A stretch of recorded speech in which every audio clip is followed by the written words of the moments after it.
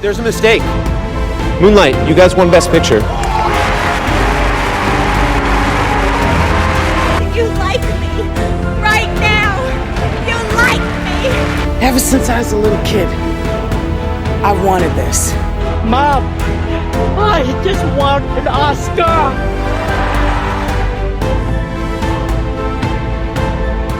I'm Colin and welcome back to another episode of the Ultimate Oscar Showdown.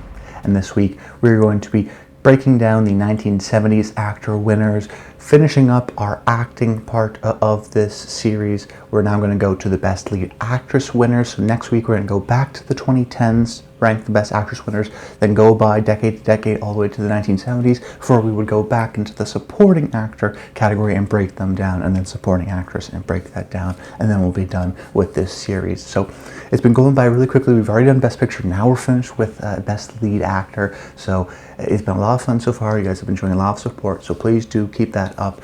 Comment below, let me know your rankings, your thoughts on some of my thoughts. That's why I make these videos, to create a great Oscars and film-loving community. So please do that and support the channel. But if you're new to the series, what I do every single week is tier rank the winners from each year of a decade of Oscar winners. We're looking at the Best Actor category right now for the 1970s. So we're going to go in order, and I'm going to tier rank them from S to D tier, S being the highest and D being the lowest. So starting off, we're going to go into 1970. The winner was George C. Scott for Patton, and we've discussed Patton in the 1970s Best Picture winner tier ranking video, but the reason why that movie is so successful and why I appreciate that movie is really because of the central performance from George C. Scott. I mean, nobody else would be able to play this kind of performance. I mentioned this before with Gladiator in my 2000s Best Picture ranking video, where I think Russell Crowe is the only person who could have played Maximus. And similarly here, I don't see anyone else that could have played Patton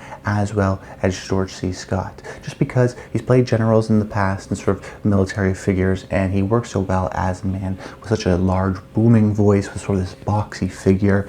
He's best definitely in the movie when he's using sort of the hothead elements of Patton's sort of internal rage that you see building up and then explodes in many of the scenes, particularly within the boardroom when he's not actually on the battlefield, but then when he's on the battlefield, almost flipping a switch and seeing himself enjoy it and having a little bit more of a lighter rage, we'll call it. And that's definitely where Scott is the best. He struggles sometimes, I think, with some of the more poetic scenes. He doesn't necessarily have that grace that Patton maybe had in real life, but for the most part, Patton was seen as this sort of bombastic, over-the-top, kind of a rigid, strict screaming military figure, and Scott embodies those characteristics and qualities very well, just capturing the sort of energy of the man. And that's the reason why I think the movie ultimately does succeed, because we believe in this man, his arc, his character journey, the feelings that he has, and that's communicated to us through George C. Scott's central, integral performance. So for me, this is a great performance, definitely an A-tier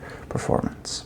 Then 1971 winner Gene Hackman for The French Connection, and this is a movie that's been in the conversation recently. At the time of filming, the past few days ago now, there's been sort of a revelation that there's been a 6-second sort of bit of The French Connection that's been removed from the movie when put on Disney Plus and even on the Criterion channel of the film, in which Gene Hackman's Popeye Doyle says the N-word. And I want to use this opportunity to explain why that sort of wrongful censorship, in my mind, is actually incredibly necessary to the film and is a great way to explain why Hackman is so great as this character. And I think Matt Zoller Seitz put it best when he tweeted that Doyle is a bigot. Sand off even a few of those rough edges, and the film gets closer to endorsing what a bullying creep he is. See, that's the problem, because Doyle is not a nice guy, and Hackman's not necessarily trying to play him like a nice guy. He is a bigot. He is a completely obsessed, racist cop. That's what the movie's trying to tell. So when you take out some of those parts, you really try to almost make him more sympathetic, which Hackman's so great at, and why I think it's a terrific performance, is that he's not necessarily always trying to make it sympathetic. He's trying to find an emotional in, but he's not trying to make it necessarily empathetic or sympathetic or make him a hero. You see, when you hear actors talk about their approach to roles, no actor ever thinks they're playing a villain. even when they're playing, actual villains in the story, they also always try to find some emotional connection, some emotional edge, why they're acting the way they do. Their thoughts are maybe good, but maybe their actions are bad, so that's their sort of in. I think Hackman here is able to do that with Popeye Doyle, which makes the movie so complex and interesting, because we have to reckon with the fact that our protagonist isn't this great guy. He's actually, a bad guy. Because he's able to, I think, correctly identify the key flaw of Hackman, which all of his sort of wrongdoing stem from, which is the fact that he has this tunnel vision, that he's become so obsessed with his job and with the case that nothing else really matters. And that's sort of the main focus and the sort of logic behind his thinking, and the logic that excuses some of his things. So Hackman's able to, as an actor, communicate to us that idea with his sort of really darting eyes and intense focus. He indicates to us that this is really a man obsessed, not necessarily a man who is trying to do his best job as a police officer. He's almost gone so far that it's only a personal journey to him. He doesn't care who he hurts or who is in his way. He will get that for his personal glory, almost selfish kind of a way. But when we're watching it, because Hackman communicates that to us, we get an emotional into the character, which therefore I think allows us to be sort of haunted by the events of the film, because we sort of understand his logic, his way of viewing the world, so that when he does these bad things, we feel haunted by it, we feel conflicted, we feel sort of uneasy and ambiguous, which I think the film is really trying to capture and try to help you confront those feelings, which is perfect for the movie. So I think Hackman does an incredible job at communicating those themes to us through his performance, but not because he's trying to make the character more empathetic or sympathetic like the recent censorship is trying to do, but rather to help us understand the logical understanding of how this character thinks, so that we can understand where they're coming from while also sort of being haunted by the actions that he does. Sort of the balance there that Hackman does really beautifully. So for me, iconic performance, iconic character. So for me, it's an S tier movie. Then 1972, Marlon Brando for The Godfather. We won't talk too much about this because, everything that's been talked about for The Godfather is one of the greatest movies of all time. People know about it by now. But, I think what a lot of people don't remember is that this was actually a bit of a controversial and surprising win at the time, because Marlon Brando didn't show up for the Oscars, but he was still a legendary actor and people really liked the movie. And Al Pacino actually didn't even attend the Oscars because he was in the supporting category and wanted to be recognized as a lead actor, which he wasn't nominated for, so he sort of boycotted that. And then even come Oscar night, Bob Fosse won for Best Director, not Francis Ford Coppola, but the movie sort of surprised and won for Best Picture, one of the few times I think the Oscars surprised and got it right. But what I think, briefly, I want to mention about Brando that is not always talked about is the fact that when he did this movie, he was 48 years old, which is the same age Leonardo DiCaprio is right now. And in his newest movie, Killers of the Flower Moon, he is the sort of prototypical lead of the movie. And yet, in 1972, Brando, who I think is, of a similar great stature the way Leo is, at 48 years old was playing not the lead, he was playing the sort of figurehead, he was playing the sort of elder statesman. He was playing actually a lot older in this movie than he was in real life, and that was a strong testament. I think a lot of great actors, you think of, we talked about last week with Ben Kingsley and Gandhi, or you think of Orson Welles with Citizen Kane, or even recently I think Austin Butler with Elvis. They're able to play older than themselves really convincingly. And I think that's really quite impressive, because they're able to sort of slow down their speech. In this case, Brando was able to really command the room by sort of slowing down his speech, by spacing out some of his words, having that physicality feel more frail, particularly in the second half of the movie. And that's an element that people don't always realize, I think, because they think Brando was old at this time. But the fact that he's actually playing a little bit older is a testament just to his keen sense of awareness and perceptibility of human behavior that Brando's so well able to capture. So iconic, he's the Godfather, S tier performance, obviously. Then the 1973 winner Jack Lemmon for Save the Tiger, which was a first time watch for me, which I think is a movie that signals the complete sort of flip that we have in American movies from the 1970s to today. Because today we have a movie like House of Gucci, which is about the biggest, most iconic kind of fashion brand in the world, which is a bunch of different crime elements, which spans decades, and it's this sort of big epic. But in the 1970s, if you want to make a fashion movie, you tell it about, Jack Lemmon, just a boss living in California of a fashion movie, and there's sort of crime adjacent elements, but it's really just about upper middle boss, corporate America schlub, who is just trying to get past the day and just try to keep his company afloat. And Jack Lemmon is great in the film because he is, I think, the perfect representation of that sort of middling corporate America everyday man. I mean, you think of The Apartment, you think of Glenn Ross. I mean, there are a few actors that are able to pull off these sort of unbuttoned, tie-wearing suit or shirt kind of combination that Lemmon is so adept at doing over and over again, and does so here. And because the film is seen through, I think, Lemmon's eyes, and he is sort of the driver of the plot, we see a large range from him. I mean, whether it be the sort of more apathetic, just get it done aspects of his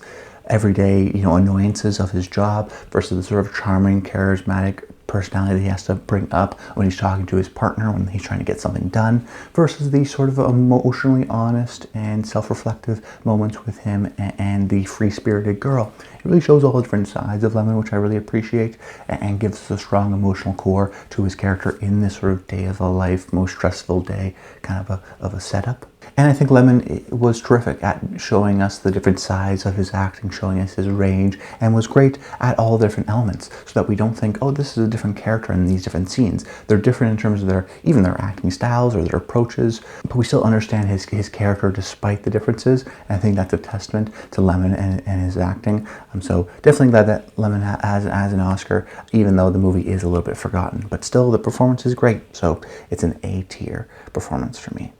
The 1974 winner, Art Carney from Harry and Tonto, which I've talked about in these videos, is the sort of genesis point for the greatest Oscar upset travesty of all time, in which Art Carney beats out Al Pacino, who then beats out 92 Denzel Washington for Malcolm X, who then has to win for 2001 for Training Day, which beats out Will Smith, which means Will Smith has to win for King Richard, which I think beats out Benedict Cumberbatch, and then Will Smith, that leads to the slap, and this sort of incredible sort of sequence of events starts right here, in which Art Carney beats out Al Pacino for Godfather Part 2, because it was sort of the legacy award. We like Art Carney. Al Pacino will have another opportunity, and he does, but I think looking back on it, a lot of people consider his performance here in Godfather Part 2 as one of the best of all time. But here on Ultimate Oscar Showdown, we don't necessarily talk about who should have won. We look at the performance just in it of itself. But truthfully, I didn't watch this movie for many years until getting ready for this episode, because it was the movie that beat out Godfather Part 2. So it does have an impact ultimately on your viewpoint or when you watch these things. And unfortunately, I do understand the frustration of this performance beating out Al Pacino, because I don't think it's a superly impressive performance. I think Art Carney is serviceable and plays this sort of parable about an old man that yells at society for 2 hours about how everything has gone to the dumps, on this sort of unusual road trip.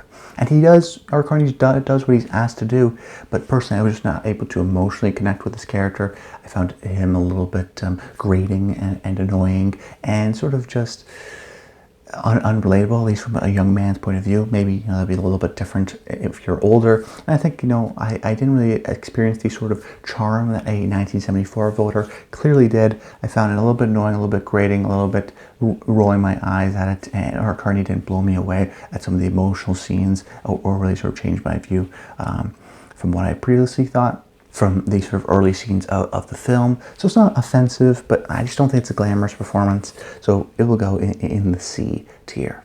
Then in 1975, Jack Nicholson, One Flew Over the Cuckoo's Nest, who is the complete star of the movie. I talked about that when I talked about the actual movie itself on the 1970s Best Picture winners episode, and I think it's a testament to the fact that the Best Actor winner ultimately does end up winning their movie for Best Picture, because it shows that, hey, this actor was so good in this movie that the movie ultimately ended up being great and won Best Picture. There's a correlation to be found there. And one thing I didn't mention on that episode that I do want to mention is how Nicholson, he's a great actor and he has a great performance in this movie because of how well he plays with other people. That you look at the supporting cast and they're all great. You look at Nurse Jackie and she's great, but the reason why I think they're also great is because we see them through Nicholson and his chemistry with them. You don't go, oh, there's a couple people in the supporting cast that are not good, but Danny DeVito is good. It's like, no, they're all good.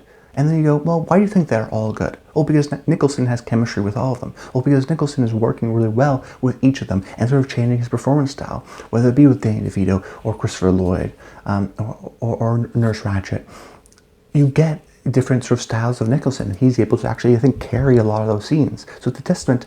Everyone else is really good, in part because who is the main driver of the movie? Who is the man who's in all those scenes with those people? Nicholson. It's a classic movie star performance. It's an iconic performance from him, and just sort of a great movie star charm performance.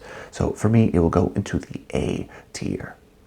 Then we have the 1976 winner, Peter Finch from Network. And 1976, I think, is my favorite Oscar year of all time. And even in this category, Finch beats out William Holden in Network, beats out Robert De Niro in Taxi Driver, beats out Sylvester Stallone in Rocky, some big hitters.